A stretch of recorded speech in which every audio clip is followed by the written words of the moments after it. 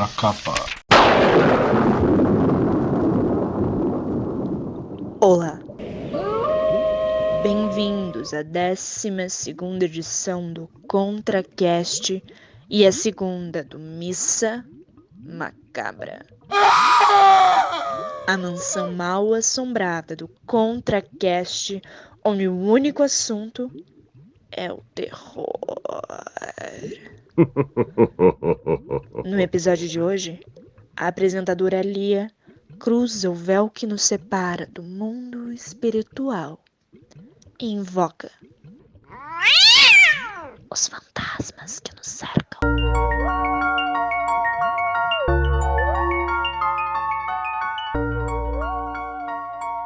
Olá, ouvintes! Esse é mais um episódio da Missa Macabra. Eu sou Lia, a médium de auras, e estou aqui para passar um pouco mais de informação sobre o mundo espiritual. Pensando nas assombrações ao longo da história, podemos perceber diferentes interpretações em cada cultura. A maioria das religiões se baseia em diferentes conceitos de vida após a morte. Os povos antigos costumavam cultuar seus antepassados em grandiosos rituais. As produções de terror, as lendas urbanas e as histórias orais contadas para dar medo em crianças muitas vezes se baseiam em variações de uma única história, fantasmas.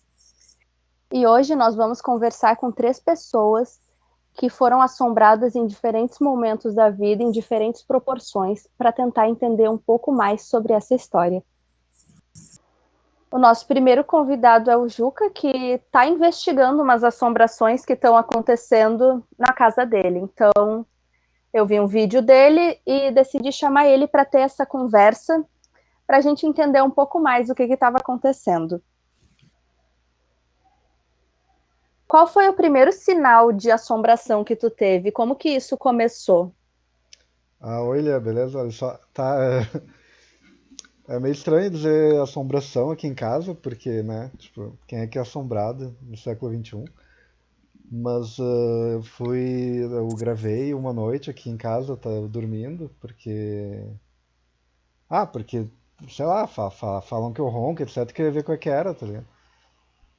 E aí eu tava dormindo e as luzes piscaram, a luz do meu abajur aqui, da minha luminária, e ela piscou 7 vezes. E depois que ela terminou de piscar, o meu chapéu caiu, que fica pendurado atrás da porta.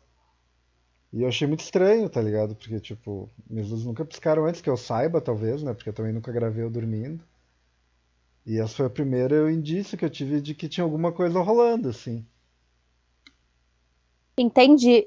Mas nunca aconteceu nada durante o dia? Só aconteceu essa vez durante a noite? Tá, então pode ter acontecido antes e eu não ter notado, porque sei lá, se tu for pensar uma luz piscando, não é tão assustador. Pode ser um curto, sei lá, que porra pode ter sido. Mas. Então, tu tentou buscar uma resposta lógica para isso? Não é que eu tentei, porque, né, eu tô olhando o negócio e é meio que, é estranho, é difícil de acreditar, né? Tipo, eu não acordei nem nada. Também não falei nada naquela noite, eu ronquei, né? Quem é que não ronca? E aí. Sei lá, não consigo pensar em alguma coisa que não seja racional, porque, sei lá, tu tá sendo assombrado num apartamento, é bizarro, né? Normalmente a gente vê em filme que é em casa, porque os casos têm todo um histórico, apartamento, sei lá, apartamento é meio rotatório, né? Não sei. E tu pretende tentar gravar novamente para ver se mais alguma coisa acontece? Então, como eu acho que isso obviamente me deixou curioso, eu quero ver o que vai acontecer hoje, por exemplo, se vai acontecer alguma coisa. E eu vou gravar pelo menos mais uns 10 dias, assim, eu já descobri que eu ronco, né? Isso já, enfim, é um fato. Vou tentar ver se tem alguma coisa acontecendo ainda, porque, é muito estranho, né? Ao mesmo tempo que foi só uma noite, só uma vez, é bizarro o negócio. E tu sabia de alguma história estranha sobre a tua casa antes de tu morar nela? Então, não sabia de nada estranho, assim. A única coisa que eu sabia é que é barulhento. Eu moro aqui do lado da Boris, então vem um barulho enorme pela janela. O corretor não me falou nada. Vou te dizer que o prédio é meio sinistro, mas acontece, né, no centro. Prédios sinistros tem aos montes. Tu diz a arquitetura do prédio é meio sinistra? Não, Ou o não, prédio tem uma atmosfera estranha? é a vibe, né? É tipo quando tu entra num rolê, tu sabe que a vibe tá errada. Mas é no prédio inteiro, assim. Eu não falei com meus vizinhos porque a gente tá em quarentena, né? Então não vou sair tocando a campainha alheia e nem entrando em contato com pessoas, porque, né? Eu acho que eu vou amanhã, talvez eu fale com a portaria, alguma coisa. Se eu gravar alguma coisa, talvez eu fale, né? Se eu não gravar, vai só aparecer o demente do sexto andar. Não tô afim. Entendi. Então, se acontecer mais alguma coisa estranha, tu entra em contato com a gente para a gente conversar mais um pouco sobre isso e confirmar se é uma assombração mesmo, né? Tá, vou entrar em contato se acontecer. Se não acontecer, eu mando aí, gente. Não rolou nada. Mas. Então tá, valeu, Eli. Eu sou fã da Missão Macabra. Continuei com o trabalho e é isso aí. Abraço. Muito obrigada. Agora a gente vai falar com a Bibiane, que vai contar sobre experiências com assombrações durante a infância dela. Oi, gente, tudo bem? Ah, então, Lia, eu não sei qual parte da minha história de assombração você quer que eu conte, porque eu tenho muita coisa. A minha infância, ela foi, tipo, permeada inteiramente por fantasmas. Tanto na minha casa, quanto na casa da minha avó, quanto no meu sítio. Então, lugares assombrados é o que não me falta. E experiências também não. A Qual minha foi a sobrinha, primeira assombração que tu viu e como isso te afetou? eu era bem pequena e eu tava, assim, pra falar a verdade, a gente sempre faz umas rezas aqui em casa pra quando as coisas somem. Porque acontece muito das coisas sumirem e aparecerem em outro lugar. Muito, sempre. A gente sempre.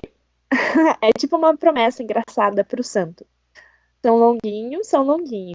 Faz eu achar que eu dou 3 pulinhos. É bem ridículo, mas sempre funcionava a princípio. Porque eu perdi o estojo, eu procurava o estojo a casa inteira. Quando eu menos esperava, o estojo estava em cima da mesa, no lugar mais óbvio do mundo, que todo mundo teria visto, mas ninguém colocou ele lá. Ele simplesmente sumiu de um lugar e apareceu em outro.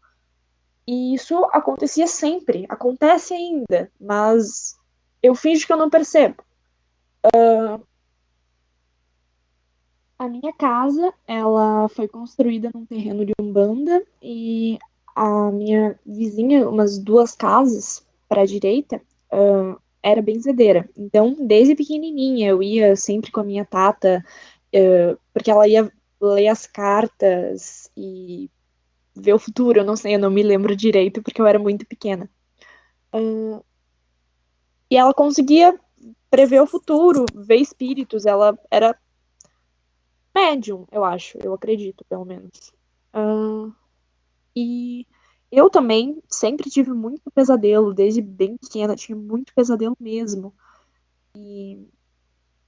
Depois que eu tinha esses pesadelos, eu começava a ter os medos dos sonhos na vida real. Então eu também ia em benzedeiras e sempre funcionava.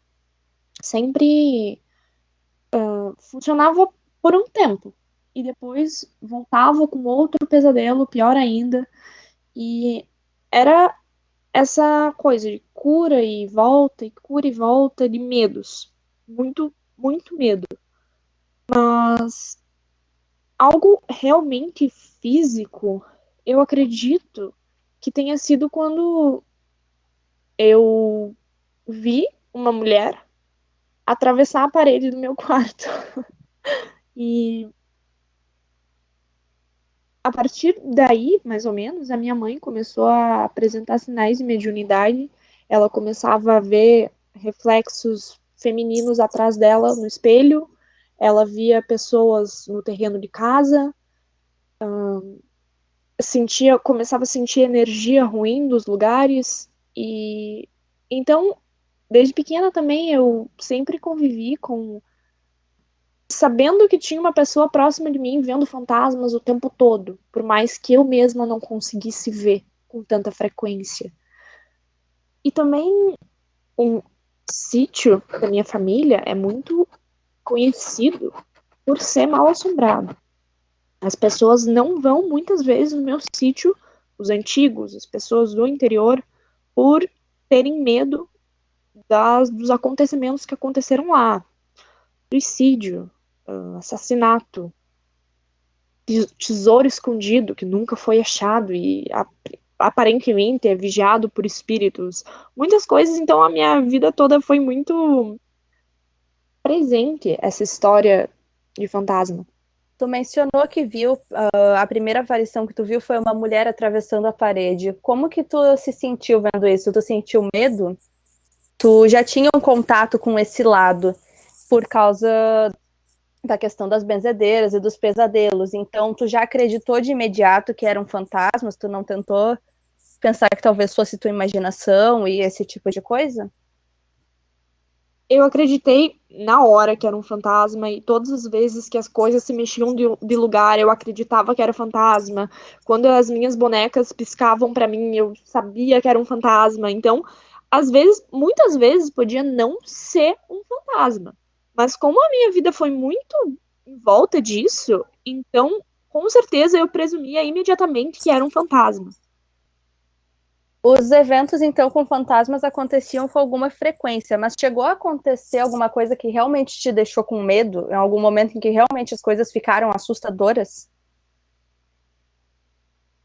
Sim, eu acho que no momento da vida que os fantasmas entram, eles não saem tão fácil.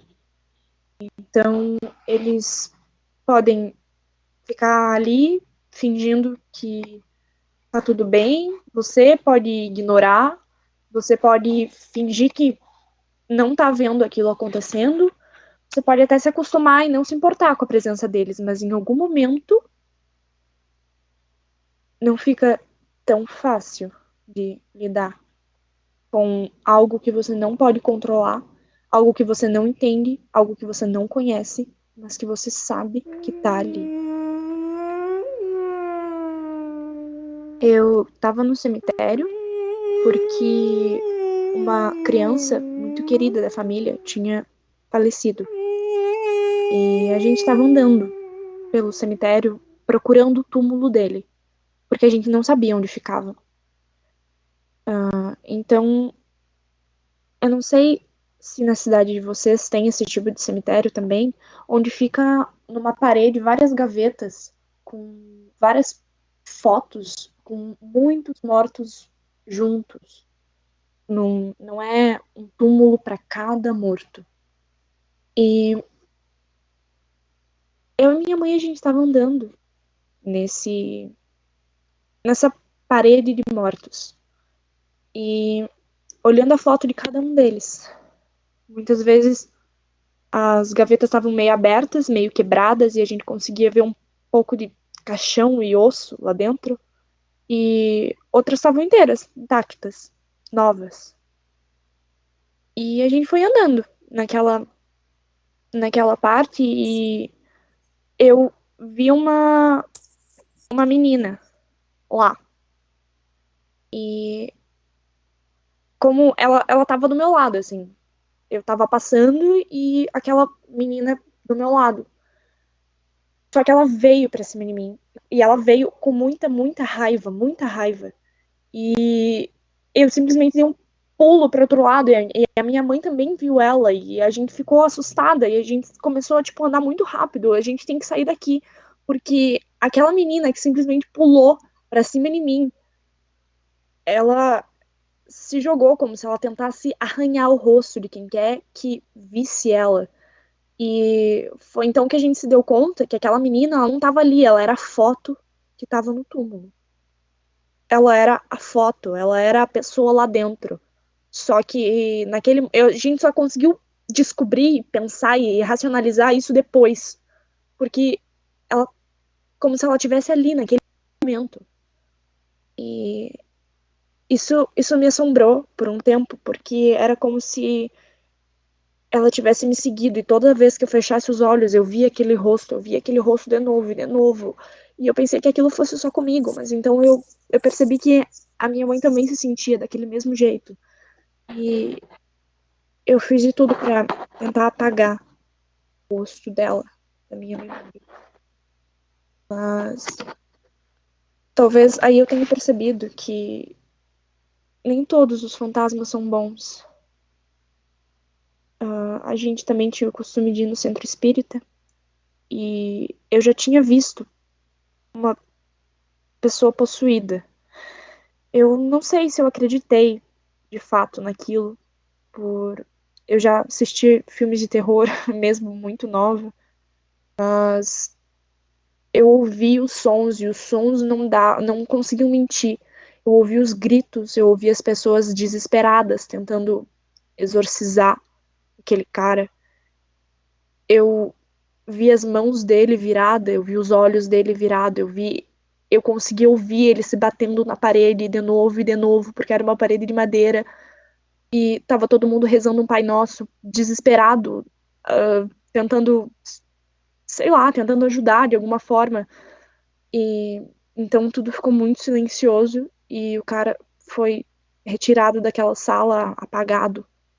Eu não sei o que aconteceu com ele depois, eu não sei quem ele é.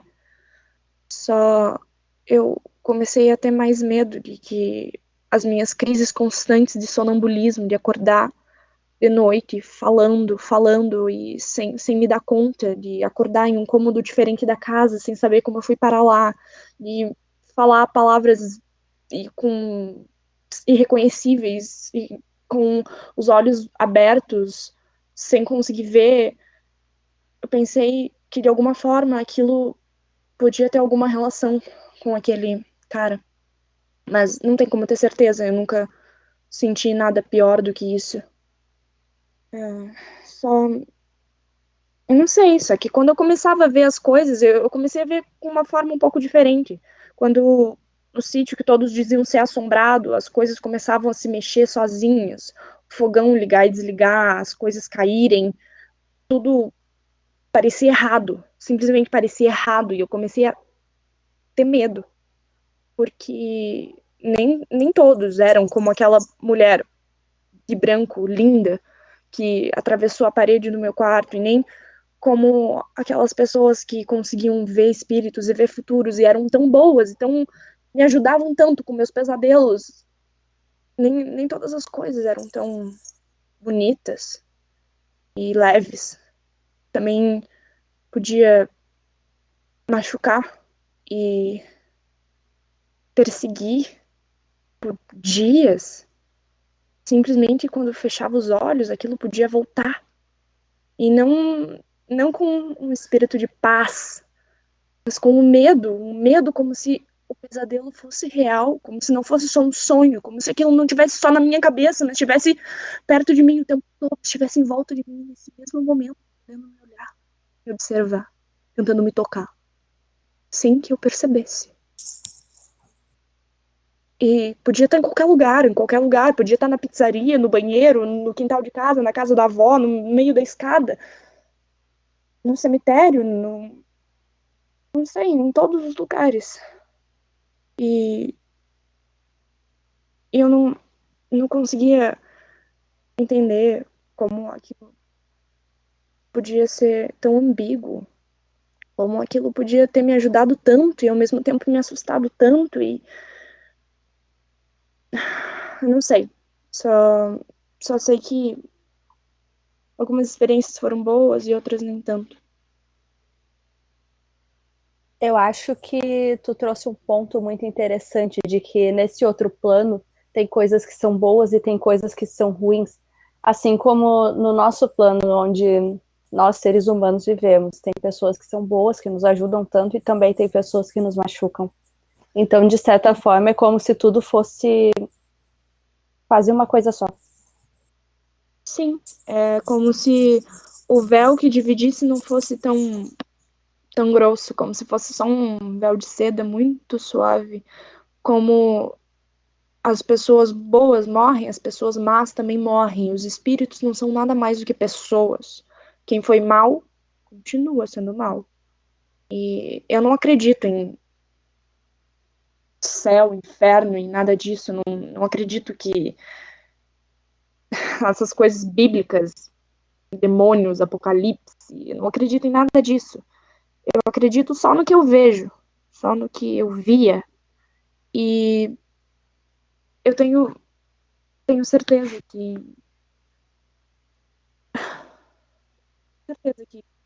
esse mundo existe e não é tão diferente do nosso. A única coisa é que, às vezes, como uma pessoa viva e má, você consegue vê-la se aproximando. Só que com uma pessoa morta, ela pode estar do seu lado agora mesmo e você não fazer ideia disso.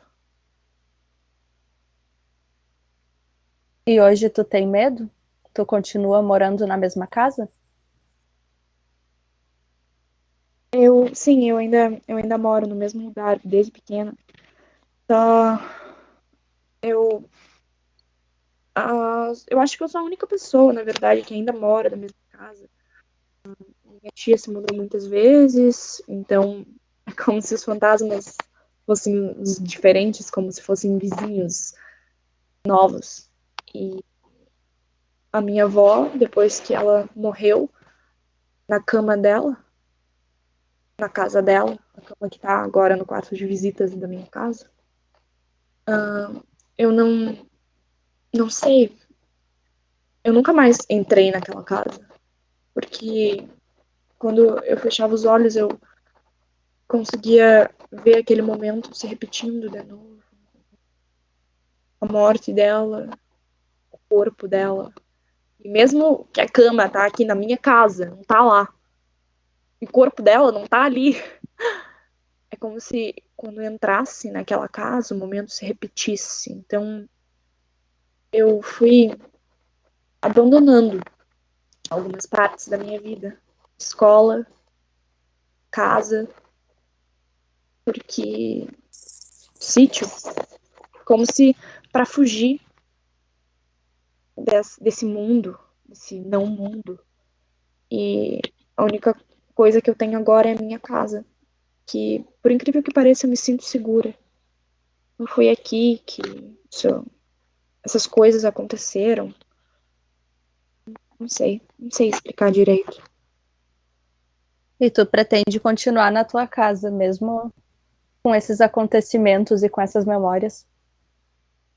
Eu acho que não importa a casa. Eu acho que isso pode acontecer e vai acontecer em qualquer casa, em qualquer lugar. A única coisa que vai diferenciar é se a pessoa vai perceber ou não. Se ela vai se dar conta de que isso está acontecendo com ela, ou se ela vai achar que é imaginação ou coisa que vai afetar somente os outros. Mas eu acho que a casa não é o problema. Eu acho que muitas pessoas associam a casa e o local como problema, mas na verdade o problema está na memória que esse local traz, tá na energia que você sentiu nesse lugar e você não quer que se repita, mas não no lugar em si, porque o lugar em si é só um lugar, como qualquer outro, cheio de energias e fantasmas e pessoas. Mas eu acho que o que as pessoas realmente têm medo é da sensação que elas mesmas sentiram, não das coisas como elas são. Só espero que quem está ouvindo nesse momento consiga ser mais aberto a esse tipo de coisa e perceber que nem tudo é loucura, aquele medo pode ser não só ser um medo, e aquela sensação de proteção pode não ser só sensação de segurança. Eu acho que se as pessoas se permitissem perceber um pouco mais, elas iriam. Elas poderiam se deparar com coisas muito boas, mas também com coisas muito ruins. Só que coisas que acontecem, elas reparando ou não. Eu acho então que se você começar a a prestar mais atenção, não vai ter nada a perder, vai? Realmente é muito envolvente isso tudo, e como médium eu também acredito bastante nessas coisas. E, de fato, sempre pode ter alguém do nosso lado, não é mesmo, ouvintes? Obrigada pelas palavras, Viviane, e agora nós vamos conversar com a Joana Jordão. Tu disse para nós que tu vive numa casa que ainda é assombrada, então há quanto tempo tu percebe esses eventos sobrenaturais acontecendo? Como foi que isso começou?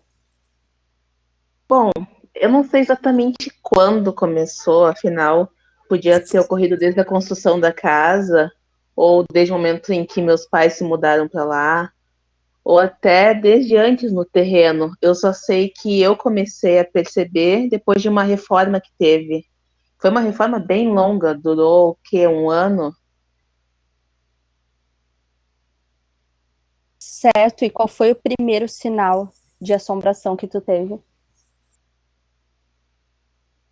Primeiro sinal, assim, a primeira experiência bizarra que eu tive não foi necessariamente uma assombração. Já ouvi falar de Sete Além, aquela dimensão que algumas pessoas vão às vezes? Já ouvi falar, Pois, sim. pois então, eu estava em casa, meus pais tinham acabado de sair para trabalhar, eu estava de boas na rede, e ficar na rede na garagem quando eles não têm casa é muito bom, porque daí não ficava batendo no carro. E enquanto eu esperava a minha Dinda chegar, porque ela ia vir de Porto Alegre para ficar me cuidando, eu entrei em casa e vi os meus pais no quarto, parados, olhando pro nada. E foi muito bizarro. E eu só fiquei tipo, ah, tá, beleza. Eu tinha 5 anos, não dá para me julgar por isso. Eu só fiquei de boa, assim. Então eles voltaram para casa, legal. Daí eu voltei para a rede e passou horas e horas e horas.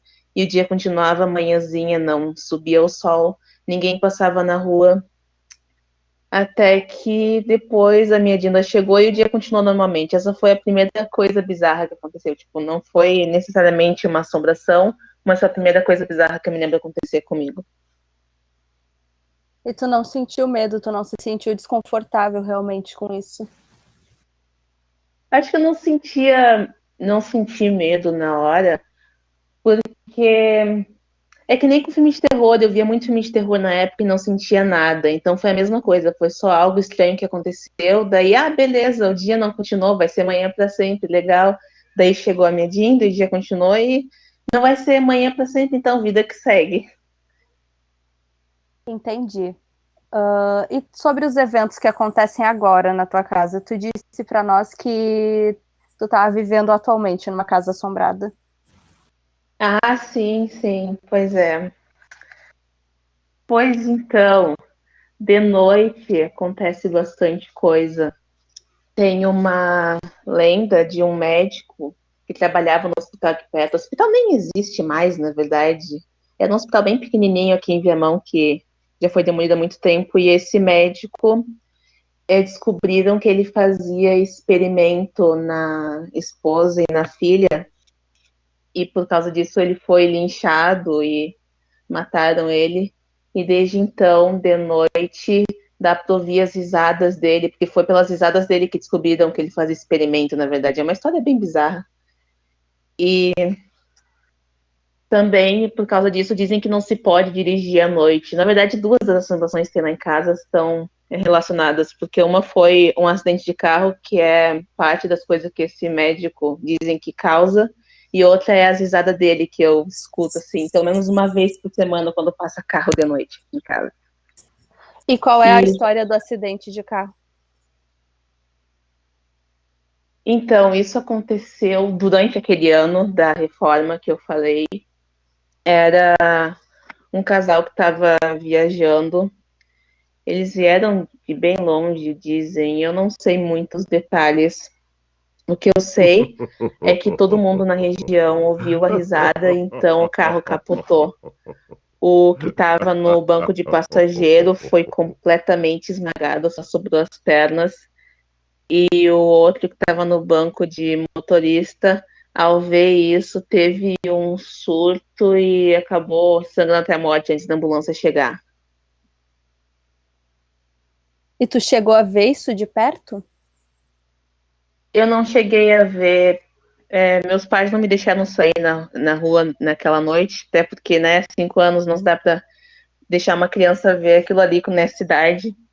E ninguém, na Realmente. verdade, chegou a me contar isso, só me contaram bem, bem, bem depois, que eu fiquei curiosa para saber o que tinha acontecido naquela noite.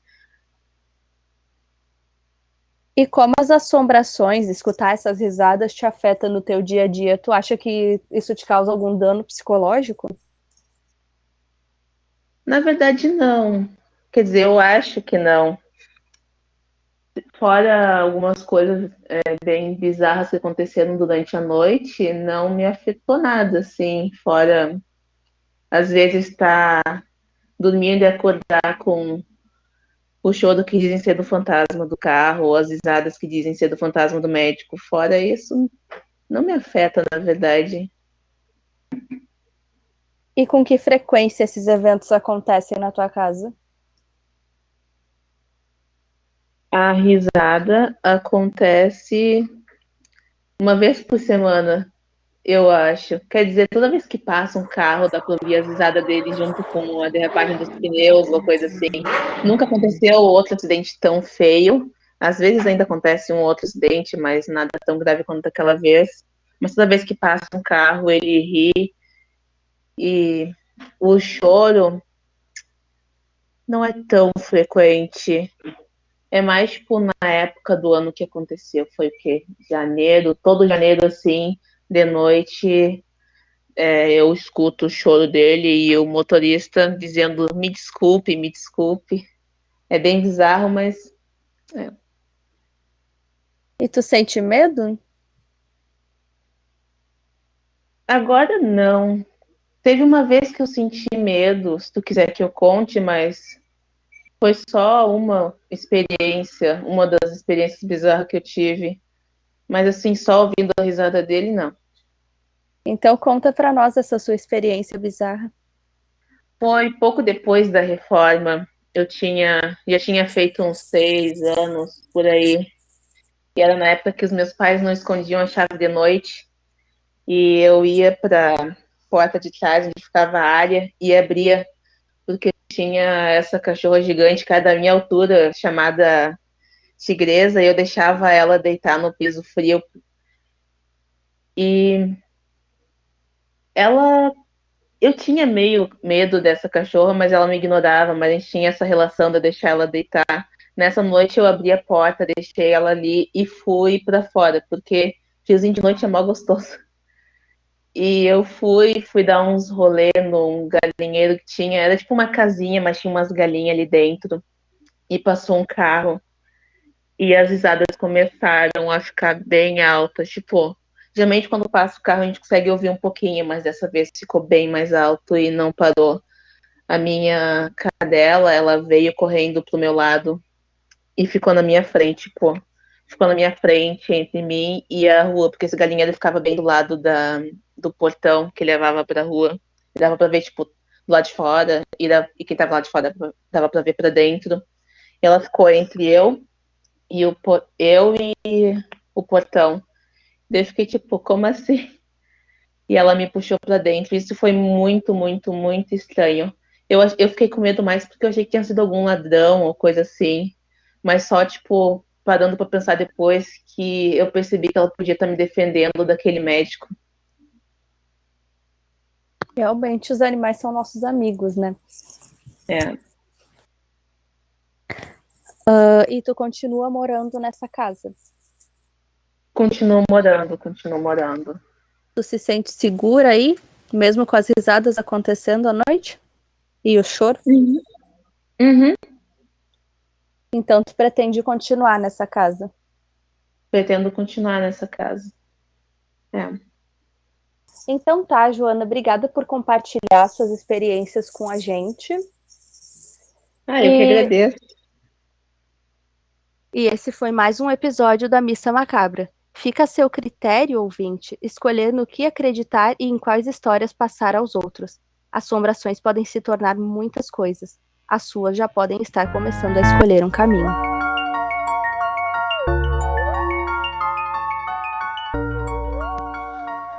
Muito obrigada a todos que acompanharam nossa jornada até aqui e continuem nos ouvindo, porque nós sempre ouvimos vocês.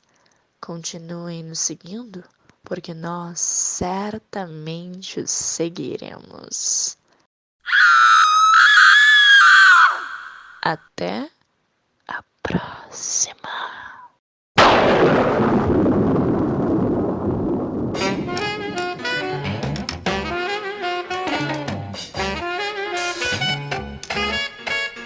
Contracapa.